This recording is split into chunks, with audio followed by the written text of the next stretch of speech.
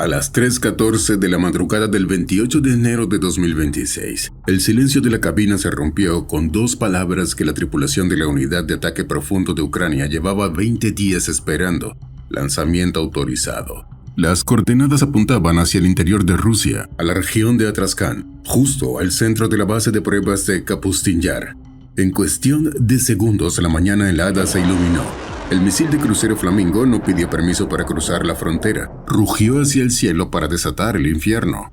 Allí, bajo la apariencia inocente de simples contenedores de transporte montados sobre camiones civiles 4x4, se escondía la respuesta más violenta de la guerra. El Flamingo que ascendía hacia la estratosfera era un hijo del rencor, un cobrador de deudas a Mach 0.8.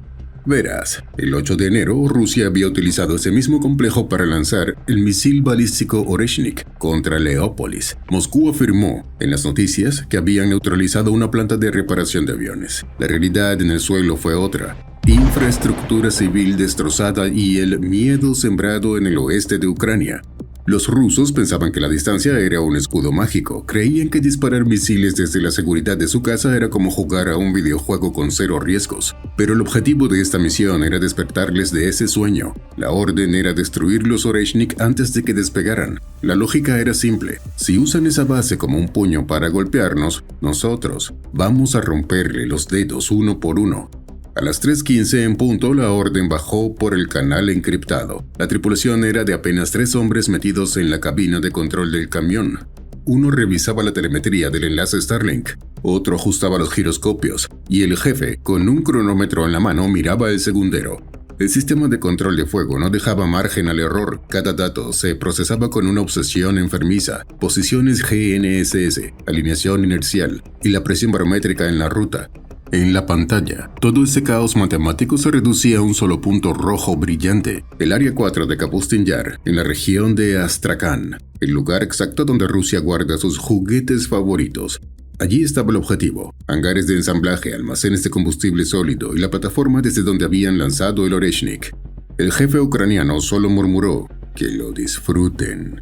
El clic que siguió despertó a la bestia. En la parte trasera del camión, el techo del contenedor civil se abrió con un chirrido hidráulico. El booster de combustible sólido rugió, y el primer Flamingo emergió envuelto en una columna de fuego y humo denso, iluminando la estepa como si fuera mediodía. Su chorro de expulsión levantó tierra, nieve y probablemente la pintura del camión. Apenas unos segundos después, el cohete de arranque se desprendió y despertó al turborreactor principal. Un zumbido agudo, casi elegante, transformó el misil en un ave de presa lista para volar 3.000 kilómetros sin pedir direcciones. El lanzamiento se repitió 2 veces más: 3 misiles en total, 3 llamaradas que rasgaron la oscuridad y pusieron rumbo al este. El paquete ya estaba en camino y la política de devolución estaba prohibida. Sin embargo, la emoción del disparo duró 2 segundos. Ahora venía el pánico. El radar de contrabatería ruso ya debía estar triangulando la posición. Si se quedaban ahí 5 minutos más para celebrar, lo único que recibirían de vuelta sería un misil Iskander cortesía de la casa. El motor del camión rugió, las patas hidráulicas se recogieron a medias, y el vehículo salió disparado entre el barro antes de que el humo de sus propios misiles se disipara. Mientras los camiones derrapaban sobre el barro congelado, a 300 metros de altura, el Flamingo ya había dejado de ser un objeto para convertirse en una sentencia matemática. No es un misil bonito, no tiene la elegancia aerodinámica de un Storm Shadow ni el precio inflado de un Tomahawk. Es un tubo de fibra de carbono impulsado por un motor Ivchenko reciclado de aviones de entrenamiento soviéticos, básicamente. Un Frankenstein volador low cost. Pero sus números asustan: 3.000 kilómetros de alcance y una ojiva monstruosa de 1.150 kilogramos diseñada para derrumbar un edificio entero.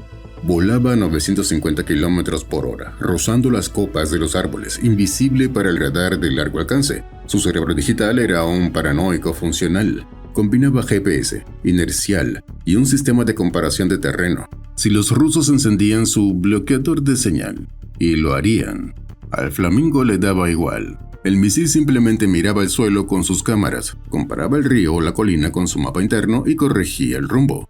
Pero abajo en la tierra, la historia era diferente. El convoy de lanzamiento iba en modo silencio, con las luces apagadas y el acelerador a fondo, alejándose del punto de disparo. Dejaban atrás marcas profundas de neumáticos y un olor a queroseno quemado que los delataba kilómetros.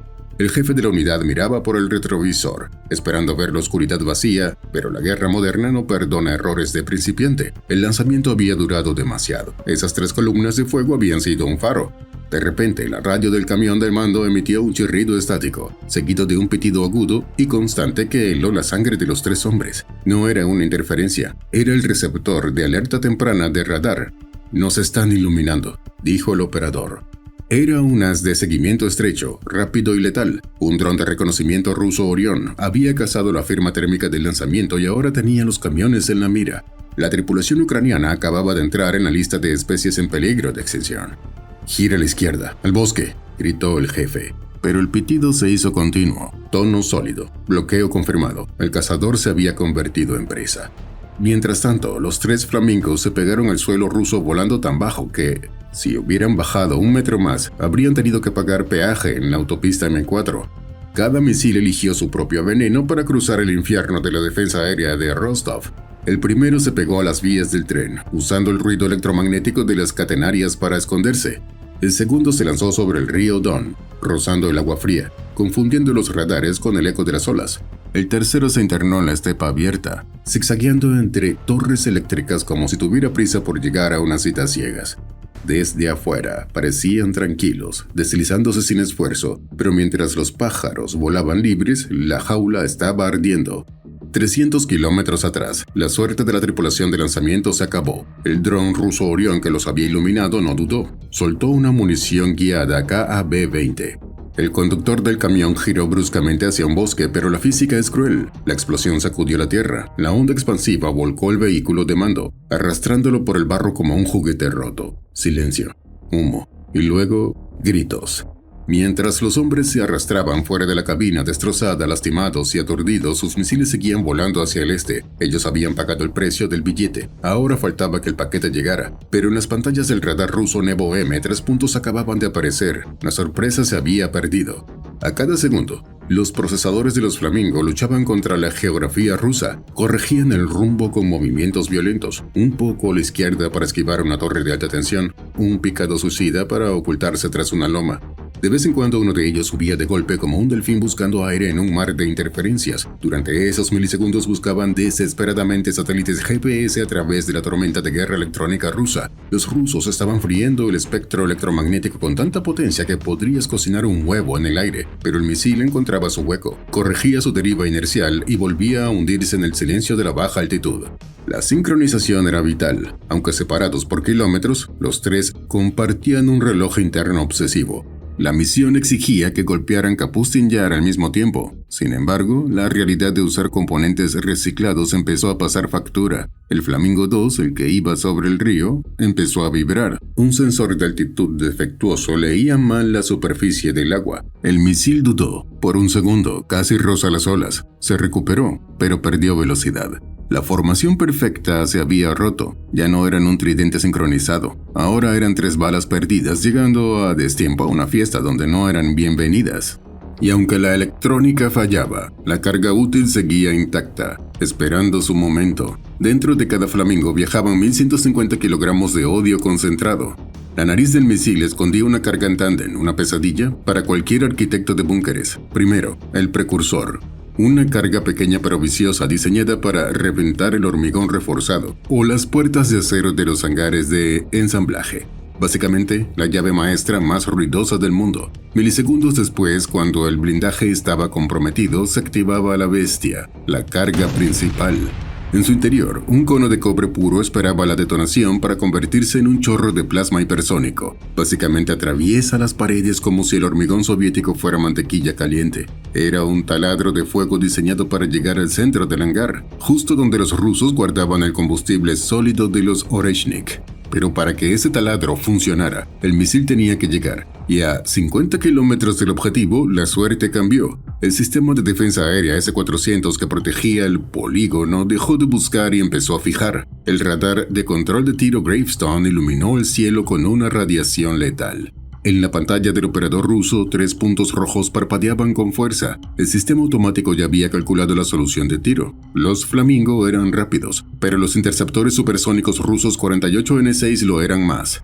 Pero el diseño del Flamingo no terminaba en la perforación. Eso era solo el Lola. Alrededor de la carga principal, los ingenieros ucranianos habían envuelto un anillo de fragmentación preprogramada. Miles de cubos de tungsteno y acero esperaban el momento exacto para convertir la física en una carnicería.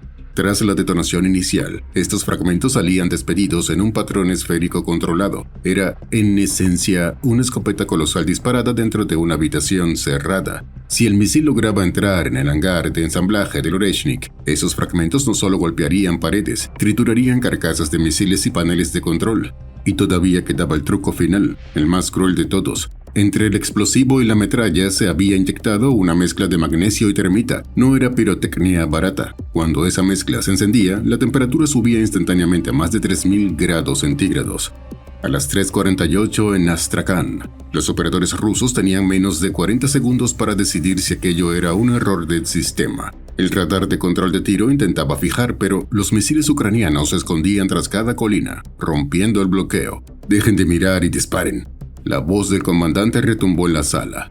El sistema automático finalmente logró una solución de tiro parcial. No era perfecta, pero era suficiente. El software del S-400 dejó de dudar y marcó a los intrusos como hostiles. Pero el sistema ruso no estaba solo. En el perímetro exterior, los sistemas de defensa de punto Pantsir S-1 también giraban sus torretas. El Flamingo 3, el que volaba más alto por la estepa, cometió un error fatal. Se elevó para confirmar su posición final. Fue solo un segundo. Suficiente. En la pantalla rusa, el símbolo de bloqueado se iluminó en rojo fijo. El comandante, sudando frío, ordenó el lanzamiento.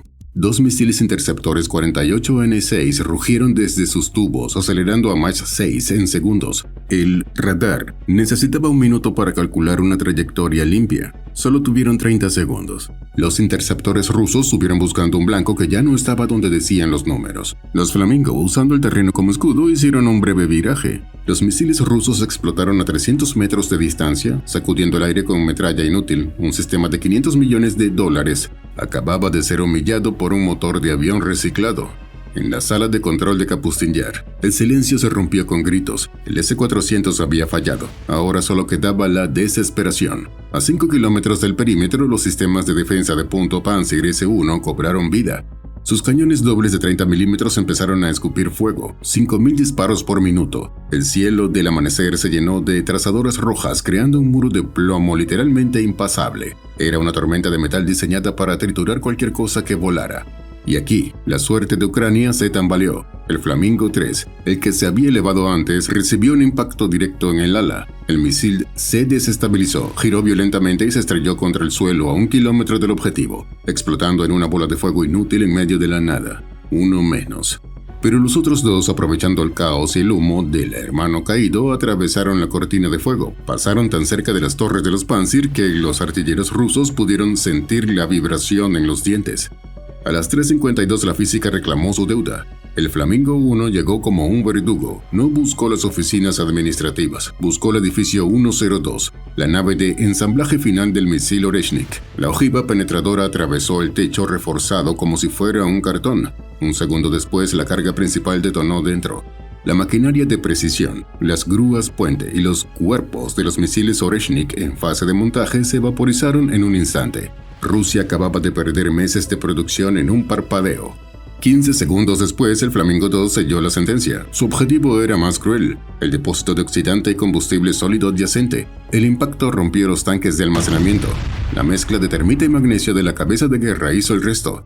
El combustible de cohete no arde, detona. El almacén entero se convirtió en un volcán horizontal, escupiendo fuego a más de 2000 grados, derritiendo las vigas de acero y consumiendo los vehículos de transporte aparcados fuera.